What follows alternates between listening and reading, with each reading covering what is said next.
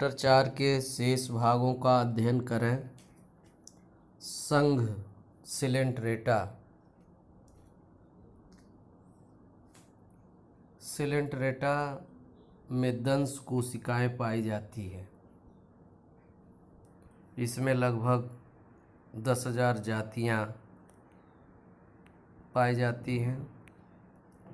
मुख्यतः समुद्र के पानी में ये सभी जीव रहते हैं, किंतु कुछ झीलों के अलवणीय पानी में भी पाए जाते हैं, जैसे हाइड्रा।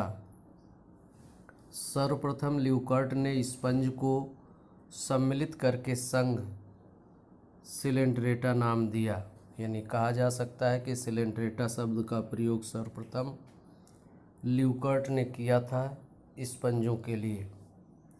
हैचेक ने निडेरिया के नाम से इसे पोरीफेरा तथा टीनोफोरा से अलग किया। आइए अब संघ सिलेंट्रेटा के प्रमुख लक्षण को देखें। नंबर 1, अधिकतर आदि प्रकार के ऊतक तथा अरीय सम्मित वाले समुद्री जंतु होते हैं। अरीय सम्मित आप इसके पहले सजीवों के वर्गीकरण के लिए क्या क्या प्रमुख लक्षण होते हैं उसमें देखे थे। अरीय से आशय है जब जंतु को किसी भी तल से 2 बराबर भागों में काट सकते हैं तब उसे हम अरीय सम्मित वाला जंतु कहते हैं।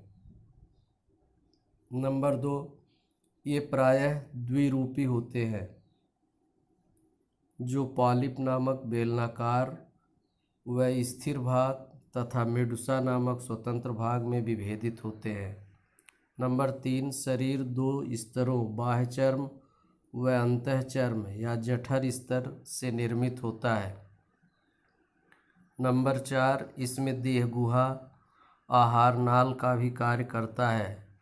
इस देह गुहा को सिलेंट्रान कहा जाता है। नंबर 5, इसके अग्रभाग पर मुख के चारों ओर स्पर्शक पाए जाते हैं। इन पर तथा शरीर के बाह्य स्तर में दंश कोशिकाएं पाई जाती है। ये शिकार इत्यादि को पकड़ने तथा शिकार से अपनी रक्षा करने में सहायता करता है। इस संघ के प्रमुख जंतु हैं हाइड्रा, जेलीफिश, कोरल, समुद्री पंखा, सी एनीमोन इत्यादि। आप हाइड्रा का फिगर स्क्रीन पर देख पा रहे होंगे। इसे बार बार बनाने का अभ्यास करेंगे। हाइड्रा इस संघ का सबसे सरल जंतु है। यह अलवणीय जल के तालाब, पोखर तथा नदियों में पाए जाने वाली वनस्पति तथा अन्य जीवों से अपनी अधोबिंब द्वारा चिपका रहता है। हाइड्रा का शरीर बेलनाकार, खोखला तथा द्विस्तरीय होता है। इसका मुख हाइपोस्टोम पर खुलता है। हाइपोस्टोम पर मुख के चारों ओर 6 से 10 तक लंबे स्पर्शक होते हैं, जो फैल या सिकुड़ कर शिकार को पकड़ने में सहायता करते हैं। खोखले शरीर के अंदर अंतर्गुहिका पाई जाती है। जनन काल में आधार की ओर अंडाशय तथा हाइपोस्टोम की ओर वृषण बन जाते हैं, जो लैंगिक जनन में सहायक होते हैं। आइए अब सिलेंट्रेटा का वर्गीकरण देखें। इस संघ के वर्गीकरण में जंतुओं में पाई जाने वाली बहुरूपता महत्वपूर्ण है। इसके आधार पर इसे 3 वर्गों में विभाजित किया गया है। आप स्क्रीन पर इसका वर्गीकरण देख पा रहे हैं। Number 1, Hydrozoa. दूसरा वर्ग स्काइफोजोआ। तीसरा वर्ग एंथोजोआ। इसको आप सभी को पूरा पढ़ेंगे। आइए अब इसके प्रभाग का अध्ययन करें। प्रभाग नंबर 2, यह है बाइलेटेरिया। शरीर गठन अंग स्तर का 3 भ्रूणीय जनिक स्तर से त्रिस्तरीय शरीर रचना होता है। शरीर द्विपार्श्व सम्मित, मुख्यतः भ्रूणीय परिवर्धन के आधार पर इसके 2 उप प्रभाग किए जाते हैं। प्रोटोस्टोमिया तथा ड्यूटरोस्टोमिया। इसके 3 खंड हैं जो देह गुहा की उपस्थिति, अनुपस्थिति अथवा वास्तविकता तथा अवास्तविकता पर आधारित होते हैं। अब खंड ए सिलोमेटा। इन जंतुओं में देह गुहा अनुपस्थित होती है। विभिन्न अंतरांगों के मध्य मृदुतक उपस्थित होता है। मृदुतक एक कोशिका है। इसमें 3 संघ हैं। Number 1 Platyhelminthes, number 2 Nemertinea, number 4 Gnathostomulida. संघ 5 प्लेटीहेल्मिन्थेस, यानी अब अगला संघ आ गया। सिलेंट्रेटा पूरा हो गया। प्लेटीहेल्मिन्थेस चपटे क्रीम। इसमें लगभग 10,000 जातियाँ पाई जाती हैं। इस संघ में अनेक प्रकार के चपटे क्रीम व फीता क्रीम होते हैं। इस संघ की लगभग 10,000 जातियाँ हैं। इन जंतुओं को अधिकतर अंतःपरजीवी होती हैं। ये मुख्यतः कशेरुकाओं के शरीर के अंदर पाई जाती हैं। अंतःपरजीवी के बारे में आप पढ़ चुके हैं। आइए प्लेटीहेल्मिन्थेस के प्रमुख लक्षणों को देखें। नंबर 1, इनका शरीर कोमल, चपटा, द्विपार्श्व तथा 3 प्राथमिक भ्रूणीय स्तरों से बना होता है। अतः त्रिस्तरीय गठन अपनी प्रारंभिक अवस्था में होता है, यानी प्लेटीहेल्मिन्थेस से त्रिस्तरीय गठन प्रारंभ होता है। इसके पहले के संघों में केवल द्विस्तरीय जीव पाए जाते थे। नंबर 2, इनमें स्पष्ट अंगों तथा अंग तंत्रों का विकास अर्थात शरीर का संगठन अंग स्तर का होता है। नंबर 3, इन जंतुओं में देह गुहा नहीं होती। देह भित्ति एवं अंतरांगों के मध्य एक ठोस किंतु ढीला मृदुतकीय मध्यचर्मी ऊतक भरा रहता है। नंबर 4, अधिकतर जातियाँ परजीवी होती हैं। अतः इनमें परजीवी अनुकूलन पाया जाता है। जैसे पाचन तंत्र के अंतर्गत अनेक जातियों में आहार नाल नहीं होता, उदाहरण टेपवर्म। नंबर 5, इन जंतुओं में कंकाल, श्वसन तंत्र तथा परिसंचरण तंत्र का अभाव होता है। नंबर 6, उत्सर्जन विशेष कोशिकाओं द्वारा होता है जिसे शिखा कोशिका कहा जाता है। तंत्रिका तंत्र सरल प्रकार का होता है। नंबर 8, अधिकतर जातियां द्विलिंगी होती हैं तथा इनमें जनन तंत्र अत्यधिक विकसित होता है। नंबर 9, अंडे संख्या में बहुत अधिक तथा पीत से भरे होते हैं और इसके बाहर एक आवरण पाया जाता है जिसे खोल कहते हैं। इनमें शुक्राणुओं में 2 पूँछें पाई जाती हैं। नंबर 10, जीवन चक्र विशेषकर परजीवी जातियों में जटिल होता है और 2 पोषदों में पूरा होता है। आपकी स्क्रीन पर प्लेटीहेल्मिन्थेस संघ का ये 2 जंतु आप देख पा रहे हैं। सोलियम जिसे फीता कृमि कहते हैं और बी फैसियोला हेपेटिका। संघ प्लेटीहेल्मिन्थेस का वर्गीकरण। प्लेटीहेल्मिन्थेस को 3 वर्गों में आप देख पा रहे हैं विभाजित किया गया है। Turbellaria, ट्रिमेटोडा, Cestoda. टर्बिलेरिया को आइए देखें। नंबर 1, अधिकतर स्वतंत्र जीवी होते हैं, यानी इस वर्ग के जंतु स्वतंत्र पाए जाते हैं। नंबर 2, शरीर चपटा, पत्ती जैसा, सीलिया से ढका हुआ। नंबर 3, चूसक का अभाव होता है। नंबर 4, आहार नाल पाई जाती है तथा मुख अधर तल पर किंतु गुदा द्वार नहीं होता।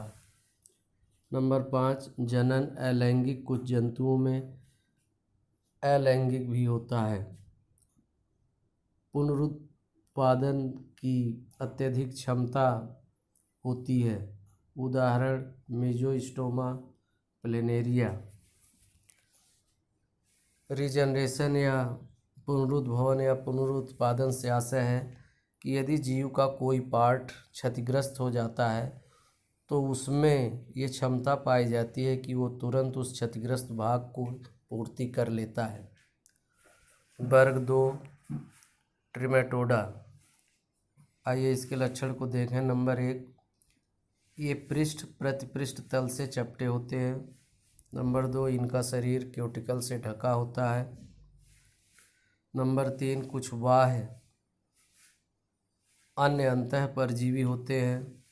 चूसक पाया जाता है। नंबर 5, मुख अग्र सिरे पर मलद्वार अनुपस्थित होता है। आहार नाल पाया जाता है।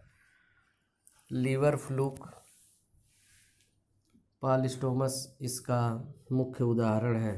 आइए अब वर्ग 3 सिस्टोडा को देखें।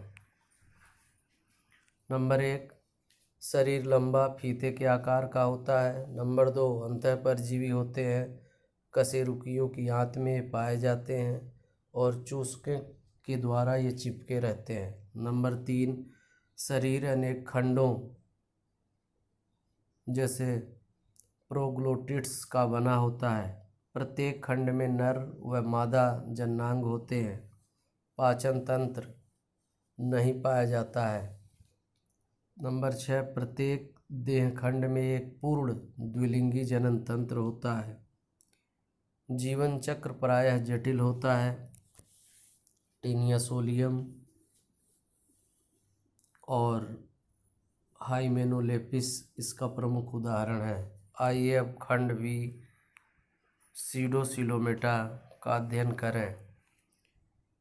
इन जंतुओं में भ्रूणीय कोरक गुहा से व्युत्पन्न देह गुहा होती है और वयस्क में मध्यचर चर्म एवं अंतःचर्म से बनी संरचनाओं के मध्य स्थित हो रहती है। इसे मिथ्या देह गुहा भी कहते हैं। इन जंतुओं में आहार नाल के 2 छिद्र होते हैं, अर्थात मुख द्वार उपस्थित होता है और गुदा द्वार भी। इस खंड के जंतुओं को 9 संघों में वर्गीकृत किया जा सकता है। नंबर 1, एंटोप्रोक्टा। इनका शरीर वृंतयुक्त आहार नाल यू के आकार की मुख व गुदा द्वार पास। उदाहरण पेडिसेलाइना। नंबर 2, रोटिफेरा।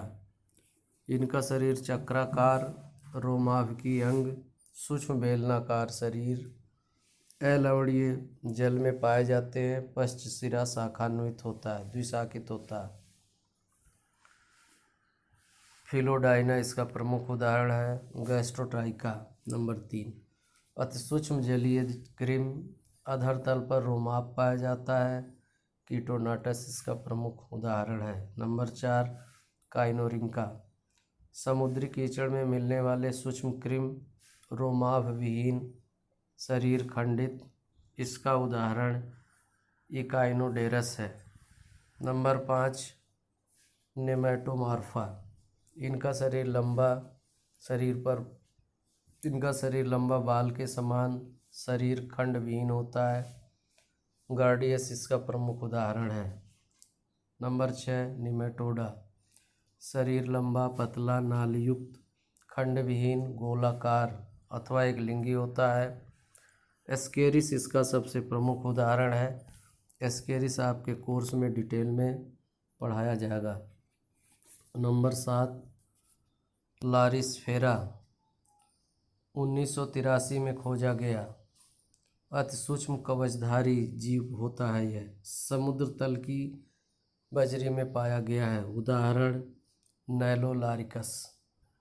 नंबर 8, प्रायपुलाइडा। इनका शरीर कंडक युक्त, शुंड, छिछले समुद्र तल के कीचड़ में रहने वाला, खंड विहीन। उदाहरण प्रियापुलस।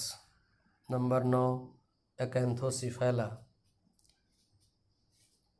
अग्र सिरे पर कंटक युक्त, शुंड, आहार नाल अनुपस्थित होता है। ये एक लिंगी होते हैं। एकाइनोरिंकस इसका प्रमुख उदाहरण है। आइए अब संघ निमेटोडा को देखें। इसे निमेटोहेलमिन्थिज भी कहा जाता है। आप देख पा रहे होंगे नीमा मीन्स धागा और इडास मीन्स आकार। निमेटोडा में लगभग 12,000 जातियां पाई जाती हैं। इनका शरीर लंबा, रंभाकार अथवा अखंडित होता है। शरीर दोनों सिरों पर नोकदार होता है और शरीर की मध्य रेखा के दोनों तरफ समान अंग होते हैं। लिनियस नामक वैज्ञानिक ने 1758 में इन्हें कृमि वर्ग में रखा था। रुडॉल्फी ने इसे निमैटाइडिया नामक समुद्र में, किंतु गेगेनबोर ने वर्ग निमैटोहेल्मिन्थीज में रखा। इस तरह से आज का लेक्चर यही समाप्त होता है। धन्यवाद।